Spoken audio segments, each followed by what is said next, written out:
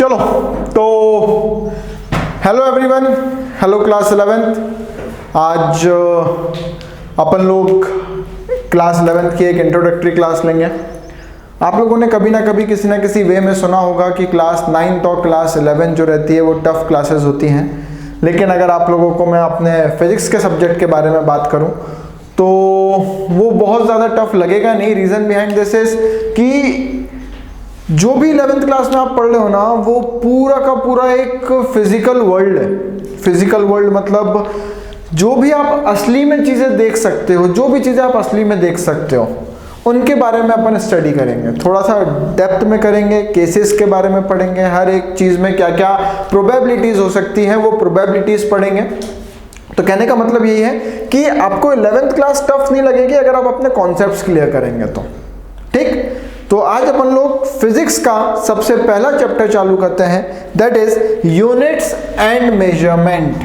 That is units and measurement. ये वैसे NCERT में सेकंड चैप्टर है, लेकिन फर्स्ट चैप्टर में एज सच आपका कुछ है नहीं।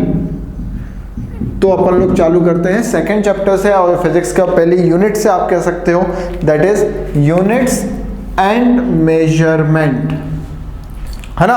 तो यूनिट्स एंड मेजरमेंट जो है वो हमेशा अपन डिफाइन करते हैं फिजिकल क्वांटिटी से। हमेशा अपन डिफाइन करते हैं किससे? फिजिकल क्वांटिटी से।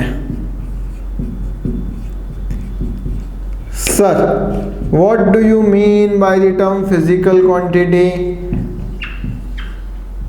कोई ज्यादा एकदम कूल इंसान हो तो वो उसको पीक्यू भी बोल सकता है। What do you mean by the term physical quantity? मैं आपको बताता हूं।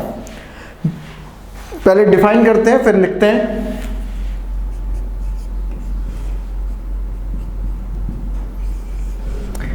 The quantities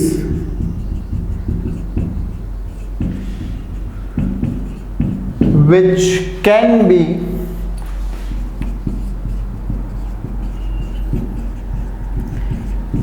measured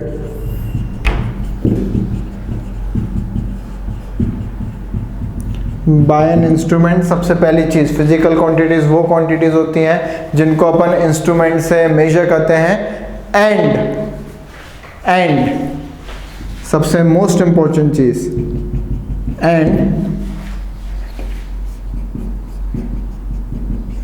which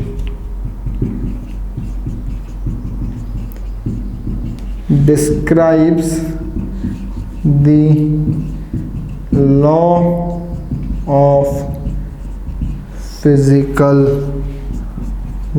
world। Physical world के लॉज को डिस्क्राइब करती हैं। बेसिकली लॉज जो रहते हैं वो कभी एक सिंगल अटेम्प्ट पे नहीं बनते।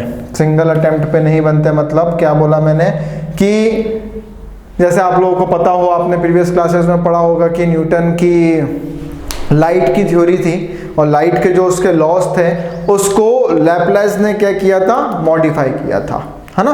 तो ऐसे ही अपन लोग जो पढ़ते हैं साइंस में, अपन फिजिक्स मतलब it's all about technology, it's all about modification. तो कभी भी कोई सी भी चीज़ पढ़ते हैं तो वो सिंगल अटेम्प्ट में चीज़ क्लियर होती है, वो अपन धीरे धीरे धीरे धीरे धीरे धीरे मॉडिफाई करते हैं, एंड मॉडिफिकेशन गोज ऑन। तो अगर आपसे कोई पूछे कि 100% एक्यूरेसी, अगर आप किसी चीज़ के बारे में बात करो, क्या ये 100% एक्यूरेट है, तो वो एक्यूरेसी आप कभी अपना साइंस में या फिजिक्स में डिफाइन नहीं कर सकते हैं। अगर मैं आप लोगों से बोलूं कि बताओ इस दुनिया का सबसे ज़्यादा बेस्ट स्मार्टफोन कौन सा है, तो आप नहीं डिफाइन कर पाओगे। क्यों? क्योंकि अगर डिफाइन भी कर पाओगे तो प्रेजेंट सिनेरियो में कर पाओगे।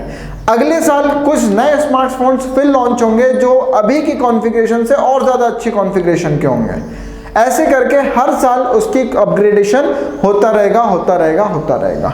ऐसे ही जब भी मैं फिजिकल वर्ल्ड के बारे में बात करूं तो यहाँ पे बहुत सारे लॉज अपन ऐसे पढ़ेंगे जिसमें मॉडिफिकेशन होता रहेगा, होता रहेगा एंड होता रहेगा। तो मैंने क्या बोला? The quantities which can be measured by an instrument, ऐसी क्वांटिटी जो कि अपन इंस्ट्रूमेंट, कोई सा भी इंस्ट्रूमेंट हो, उस इंस्ट्रूमेंट से मेजर कर सकते हैं and which describes the law of physical world, जो कि फिजिकल वर्ल्ड के लॉज को क्या करें, डिफाइन करें, है ना। तो इसको अगर मैं कहना चाहूं तो इसको फॉर्मूले के तौर पे लिखना, अगर मेरे को लिखना है तो मैं लिख सकता हूं PQ will be equals to N multiply by U. PQ will be obviously physical quantity, that is equals to N multiply by U. Obviously your PQ physical quantity, N will be your numerical value and U will be your unit. N will be your numerical value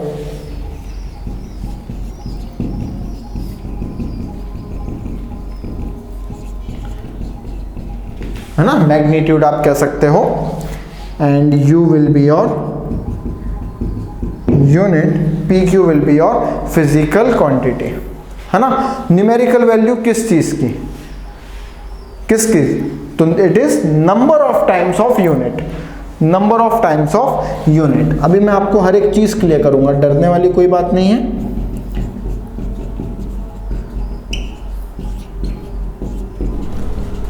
number of times of unit, है ना।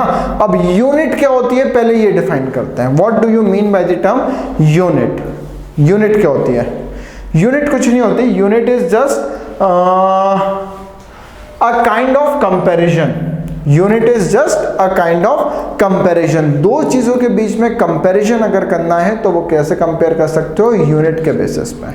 अकेले numerical value कुछ नहीं होगी।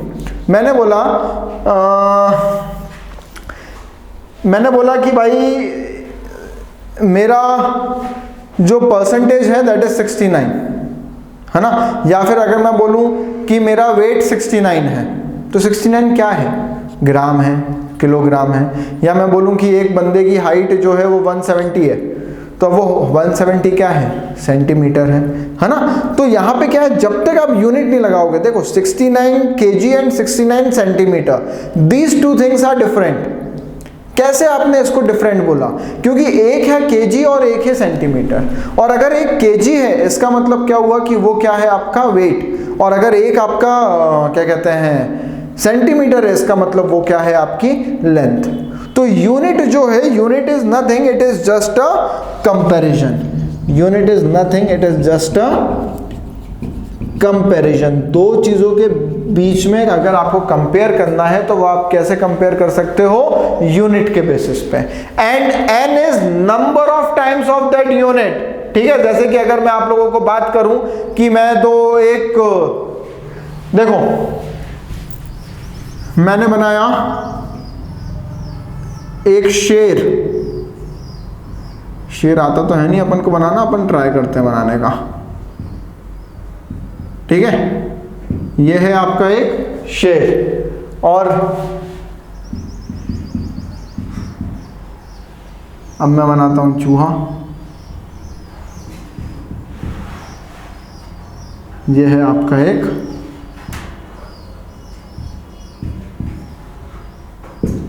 चूहा। ठीक है, एक शेर है और एक चूहा है। अगर मैं बोलूं कि भाई मेरे को इस शेर और इस चूहे का कंपैरिजन करना है, मैं बोलूं इस शेर और इस चूहे का मेरे को क्या करना है?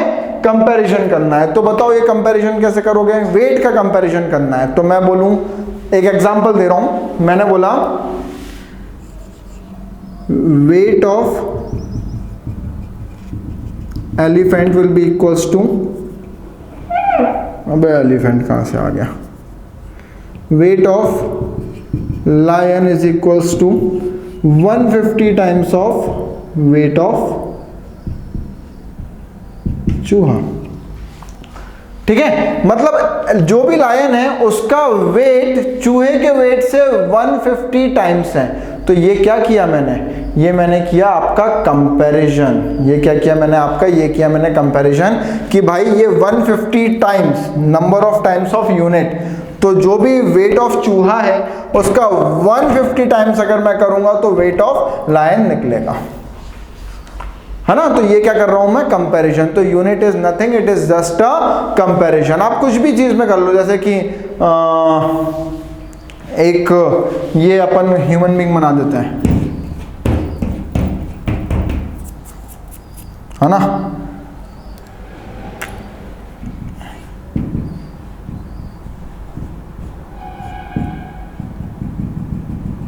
ये एक ह्यूमन बीइंग बना दिया। तो मैंने बोला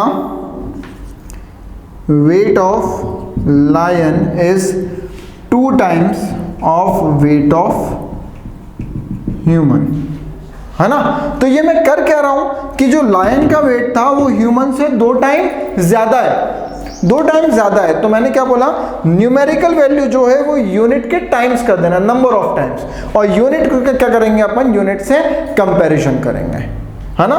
तो अपन लोग क्या कर रहे हैं, P Q will be what is physical quantity, it is N into U, N will be your numerical value, U will be your unit. समझ में आ रहा है आप लोगों के दिमाग में एक इमेज बन रही होगी कि यूनिट कैसे यूज करते हैं। जैसे कि मैंने एक केजी और सेंटीमीटर का एग्जांपल दिया, एन मतलब उसी यूनिट का नंबर ऑफ टाइम्स कर देना। अगर आप उसी यूनिट का नंबर ऑफ टाइम्स कर दोगे तो क्या निकल जाएगा भाई, फिजिकल क्वांटिटी निकल आएगी कि वो फिजिकल क्वांटिटी एक्चुअली प्रेजेंट कितनी है ना।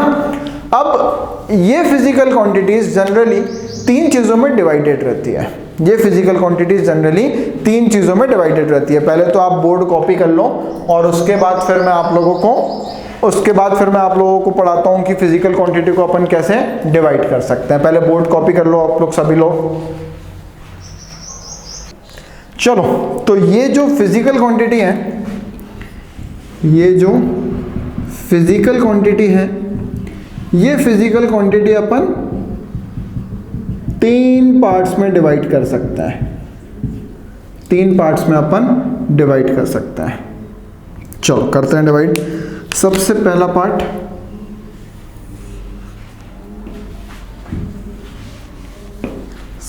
पार्ट होता है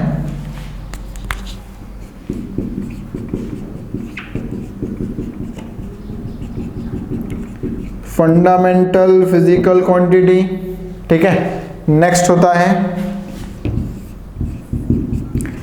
derived physical quantity, and last one is supplementary physical quantity. तो दोस्तों आज के लेक्चर में अपन सिर्फ ये 3 चीज़ों को डिफाइन करेंगे।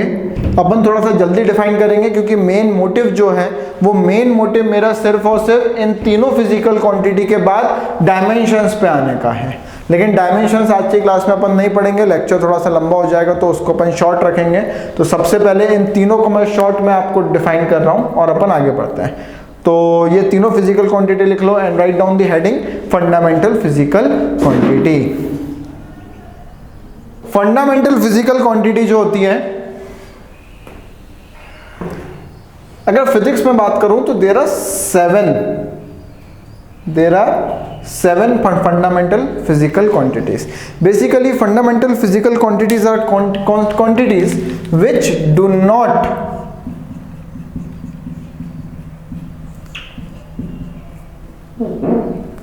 क्या होगी फंडामेंटल फिजिकल क्वांटिटी। फंडामेंटल का मतलब क्या होता है पहले ये बताओ। फंडामेंटल का मतलब होता है बेसिक एकदम, है ना। तो which do not depend on any other physical quantity, which do not depend on any other physical quantity, है ना। तो फिजिक्स में ये 7 फंडामेंटल क्वांटिटीज होती हैं जो किसी दूसरी क्वांटिटी पे डिपेंड नहीं होती। इस पूरे फिजिक्स में ये 7 फंडामेंटल क्वांटिटीज से आप कोई सी भी क्वांटिटी डिराइव कर सकते हो।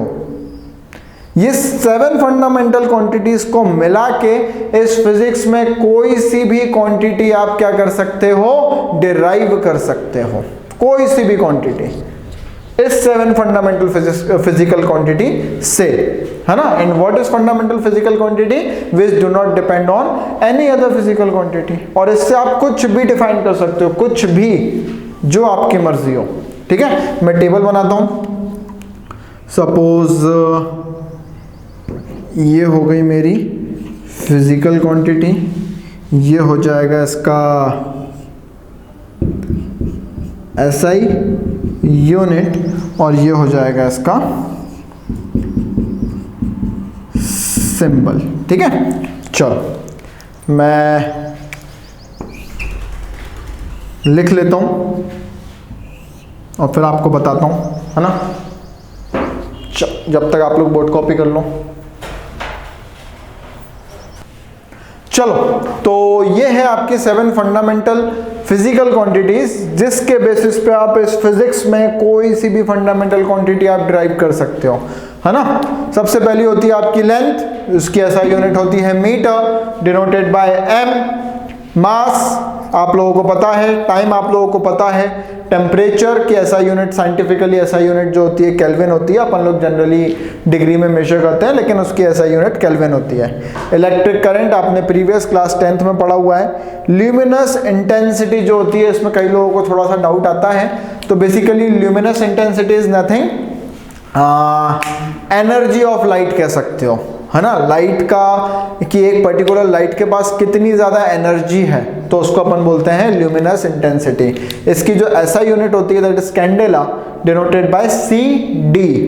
And last one is amount of substance, जिसका ऐसा यूनिट होती है मोल और सिंबल होता है MOL, है ना। तो ये सारी फंडामेंटल फिजिकल क्वांटिटीज जो हैं आप लोग ऑलरेडी पढ़ चुके हो, लेकिन आपको पता नहीं था कि ये फंडामेंटल फिजिकल क्वांटिटीज हैं। 11th क्लास में आपको पता चल गया कि दीज आर फंडामेंटल क्वांटिटीज, और इन क्वांटिटीज से अपन कोई सी भी क्वांटिटी को डिराइव कर सकते हैं। चलो, आ गया होगा समझ में, कॉपी डाउन कर लो। फिर अपन लोग जा रहे हैं डिराइव्ड क्वांटिटी पे। चलो, यहां पे next type of physical quantity जो है अपनी, that is derived physical quantity. Derived physical quantity obviously आपको नाम से समझ में आ रहा होगा कि ऐसी क्वांटिटीज जो कि फंडामेंटल क्वांटिटीज से मिलके बनी है, ऐसी क्वांटिटीज जो कि फंडामेंटल फिजिकल क्वांटिटीज से मिलके बनी है, which are made up of fundamental physical quantities, उनको अपन बोलते हैं derived physical quantity. For example, अगर मैं एरिया के बारे में बात करूं तो एरिया की ऐसा यूनिट होती है मीटर स्क्वायर। अगर मीटर स्क्वायर या फॉर्मूला देख लो तो लेंथ इनटू ब्रेथ। तो अगर आप देखो ब्रेथ में भी काइंड ऑफ आप लेंथ ही कैलकुलेट करते हो, हाइट में भी आप लेंथ ही कैलकुलेट करते हो, लेंथ में तो लेंथ कैलकुलेट करते ही हो, है ना। तो लेंथ इनटू ब्रेथ क्या हो गया, kind of length into length अपन कह सकते हैं। तो metre into metre will be your ऐसा यूनिट मीटर स्क्वायर। ऐसे ही volume is length into breadth into height. तीनों चीजों में आप कैलकुलेट कर क्या रहे हो, लेंथ ही कैलकुलेट कर रहे हो, तो उसकी ऐसा यूनिट क्या हो जाएगी, मीटर क्यूब, है ना। Velocity is displacement upon time. Displacement upon time, displacement is a form of distance, but it also requires direction, and which is a shortest distance between initial and final point, है ना। तो displacement upon time, तो displacement की ऐसा unit होती है metre, time की होती है सेकंड, तो मीटर पर सेकंड। या फिर ऐसा कह लो कि डिस्प्लेसमेंट में अपन जो कैलकुलेट करते हैं वो लेंथ कैलकुलेट करते हैं, टाइम में जो कैलकुलेट करते हैं वो तो टाइम ही करता है। तो आप लोग अगर पैटर्न ऑब्जर्व करो तो आपको पैटर्न में समझ में आ रहा होगा कि ये जो एरिया है ये लेंथ से बना है, वॉल्यूम जो है वो भी लेंथ से बनी है, वेलोसिटी जो है वो लेंथ और टाइम से मिलके बनी है ना। फोर्स, ऐसी मैं बात करूं फोर्स की, तो force is mass into acceleration. बहुत ही भयंकर ड्राइव्ड क्वांटिटी है, बहुत ही भयंकर। Mass into acceleration. What is acceleration, change in velocity upon change in time, यही होता है ना acceleration. a is equals to v minus u upon t, है ना। तो change in velocity upon change in time. तो फोर्स की ऐसा यूनिट क्या होती है, न्यूटन, लेकिन अकेले न्यूटन नहीं होती। 1 newton will be equals to kg metre per second square. तो ये भी देखो, मास, लेंथ, टाइम, तो ये फोर्स किससे बना है, मास, लेंथ और टाइम से, है ना। तो ये भी डिराइव्ड क्वांटिटी ही है। इसी तरीके से अगर मैं वर्क के बारे में बात करूं तो वर्क की ऐसा यूनिट क्या होती है आपकी, जूल्स। अब ये जूल्स अपन फर्दर डिफाइन कर सकते हैं, कैसे, केजी मीटर स्क्वायर पर सेकंड स्क्वायर। तो अगेन ये केजी क्या हो गया, मास, लेंथ एंड टाइम। तो हर एक derived quantity physical quantity, fundamental physical quantity से मिलके ही बनती है। तो what is derived quantity, which are made up of fundamental physical quantity. I have also given you this some examples, है ना। समझ में आ गया होगा, नोट डाउन कर लो। एंड अपन मूव कर रहे हैं लास्ट फिजिकल क्वांटिटी पे, that is supplementary physical quantity. पहले नोट डाउन कर लो सभी लोग। सप्लीमेंट्री फिजिकल क्वांटिटीज जो रहती हैं that is totally based on angles, है ना। तो सप्लीमेंट्री फिजिकल क्वांटिटीज जो हैं वो दो टाइप ऑफ एंगल कवर करती हैं। आपको ज़्यादा यूज़ में आएगी नहीं, लेकिन मैं बता देता हूँ। ये दो टाइप ऑफ एंगल कवर करती है। पहला है प्लेन एंगल और दूसरा है सॉलिड एंगल, है ना। तो प्लेन एंगल के बारे में बात करूं तो जो एक प्लेन पे एंगल बनाते हैं, मतलब जो अपन 2D में एंगल बनाते हैं, जैसे कि ये हो गया रेडियस, ये अपना थीटा एंगल पे कुछ वर्क हो रहा है, तो ये वाला जो चीज़ हो गई वो हो गई क्या अपनी आर्क। तो अपन लोगों ने एक फॉर्मूला पढ़ा होगा, that is theta is equals to arc upon radius. और बस ये जो थीटा है वो किस में मेजर होना चाहिए, रेडियंस में मेजर होना चाहिए। RAD जो होता है इसका सिंबल होता है, रेडियन इज अ यूनिट। अगर आप अपन जो डिग्री में जनरली मेजर करते हैं, तो अगर आप चाहो तो इस डिग्री को रेडियन में कन्वर्ट भी कर सकते हो, जैसे कि 360 degree will be equals to 2 pi radian या 180 degree is equals to pi radian. तो ये तो आप लोग बचपन से पढ़ते हुए आ रहे हो। प्लेन एंगल में सच कुछ है नहीं, बस ये जो प्लेन एंगल है ये सप्लीमेंट्री फिजिकल क्वांटिटी के अंदर लाई करता है। अब नेक्स्ट जो होता है दैट इज सॉलिड एंगल, है ना। चलो, सॉलिड एंगल जो रहता है वो 2D में नहीं होता। जनरली जो सॉलिड एंगल होता है वो आपका 3D में होता है। एंड कैसे समझाऊं सॉलिड एंगल, बेसिकली जैसे कि आपकी एक दीवार है ना, ये आपकी दीवार है, आपके ऊपर जहाँ पे भी आप बैठे हो उसके ऊपर जो दीवार है, वो दीवार जब एक पर्टिकुलर एंगल पे, वो दीवार जब एक पर्टिकुलर एंगल पे, सपोज ये पॉइंट है आपका पॉइंट O, तो इस पॉइंट O के रिस्पेक्ट में वो दीवार कितना एंगल बना रही है। ये आपके ऊपर की दीवार है, जैसे कोन होता है ना, ये मैंने कॉनिकल शेप में समझाया है कि ये कोन है, ये हो गया उसका रेडियस या डिस्टेंस r। तो ये दीवार आपके इस पर्टिकुलर पॉइंट पे कितना एंगल बना रही है, लाइक दिस, है ना। बिना मार्कर गिरे क्लास पूरी नहीं होती। चलो, ये आपके ऊपर एक दीवार है ऐसी, तो ये दीवार जो है, ये दीवार जो है पॉइंट O पे, इस पर्टिकुलर पॉइंट पे कितने एंगल से इंक्लाइंड है, दैट इज सॉलिड एंगल। आ रहा है समझ में कि ये पर्टिकुलर इस पॉइंट O पे कितने एंगल से इंक्लाइंड है, दैट इज सॉलिड एंगल। ये सिर्फ और सिर्फ 3D में होता है। मैंने आपको एक बताया ना कि आपके ऊपर वाली दीवार, जहां पे आप बैठे हो वो ऊपर वाली दीवार एक पर्टिकुलर पॉइंट पे कितने एंगल से इंक्लाइंड है, दैट इज थीटा। और इसका फॉर्मूला क्या होता है, area by R square, area by distance का स्क्वायर। अगर बहुत बहुत बहुत छोटा है, अगर कोई सी भी चीज बहुत छोटी है, तो अपन उसको ए को क्या बोल देते हैं, DA, मतलब बहुत छोटा सा एरिया, बहुत छोटा सा। तो बहुत छोटे से एरिया को अपन क्या बोलते हैं, DA by R square. And इसका जो ऐसा यूनिट होती है that is steradian, steradian, है ना। और ये जो स्टेयर रेडियन है इसका सिंबल होता है SD, है ना। क्या होती है इसकी ऐसा यूनिट, इसकी ऐसा यूनिट इज